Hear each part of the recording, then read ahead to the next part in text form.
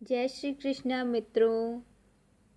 कार्तिक मास की शुक्ल पक्ष की नवमी को आंवला नवमी कहते हैं। जैसे नाम से ही पता चलता है कि इस दिन आंवले के वृक्ष की पूजा की जाती है। प्रातः स्नान करके शुद्ध होकर आंवले के वृक्ष के नीचे पूर्व दिशा में बैठकर पूजन करना चाहिए। पूजन के बाद उसकी जड़ में दूध देना चाहिए। इसके बाद पेड़ के चारों ओर कच्चा धागा बांधना चाहिए। कपूर बाती या शुद्ध घी की बाती से आरती करते हुए 7 बार परिक्रमा करनी चाहिए। इसके बाद पेड़ के नीचे ब्राह्मण को भोजन कराकर दान दक्षिणा देनी चाहिए। आज की वीडियो में हम आपको आंवला नवमी की 2 कथाएं सुनाने जा रहे हैं। तो पहली कथा इस प्रकार है। एक बार की बात है, काशी नगरी में एक निसंतान धर्मी और दानी वैश्य रहता था।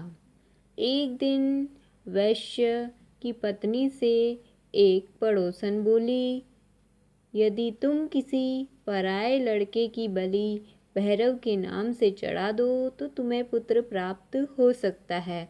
जब ये बात वैश्य को पता चली तो उसने मना कर दिया, परंतु उसकी पत्नी मौके की तलाश में लगी रही। एक दिन एक कन्या को उसने कुएं में गिराकर भैरव नाम के देवता के नाम पर बलि दे दी। इस हत्या का परिणाम विपरीत हुआ। लाभ की जगह उसके बदन में कोढ़ हो गया। लड़की की प्रेतात्मा उसे सताने लगी। वैश्य की पूछने पर उसकी पत्नी ने सारी बात बता दी। इस पर वैश्य कहने लगा, गोवध, ब्राह्मणवध तथा बालवध के लिए इस संसार में कहीं जगह नहीं है।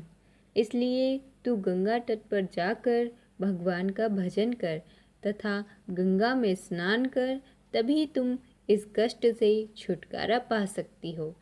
वैश्य की पत्नी गंगा किनारे रहने लगी। कुछ दिन बाद गंगा माता वृद्धा का वेश धारण कर उसके पास आई और बोली, तुम मथुरा जाकर कार्तिक नवमी का व्रत तथा आंवला वृक्ष की परिक्रमा करो, उसका पूजन करना। यह व्रत करने से तुम्हारा कोढ़ दूर हो जाएगा। वृद्धा की बात मानकर वैश्य की पत्नी ने वैसा ही किया। पति से आज्ञा लेकर मथुरा जाकर विधि पूर्वक आंवला का व्रत करने लगी।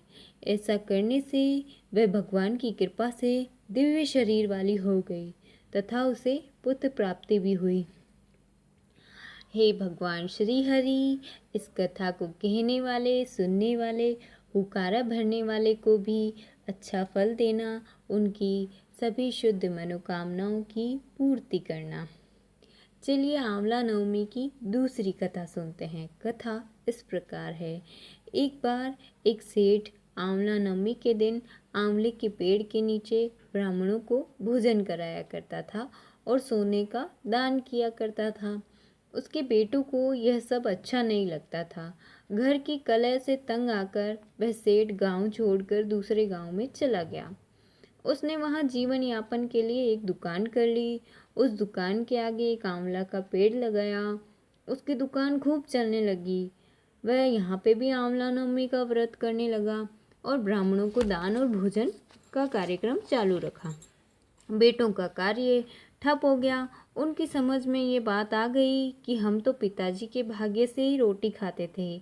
वे बेटे अपने पिता के पास गए और अपनी गलती स्वीकार कर ली।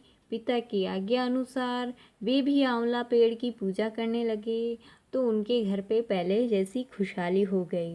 हे श्री हरि महाराज, जैसा कि आपने सेठ को फल दिया, वैसे ही कहानी सुनने वाले, हुकारा भरने वाले और कहने वाले की भी मनोकामना पूरी करना, उनके घर पर खुशहाली रखना, ऐसा ही श्री हरि से प्रार्थना। जय श्री हरि।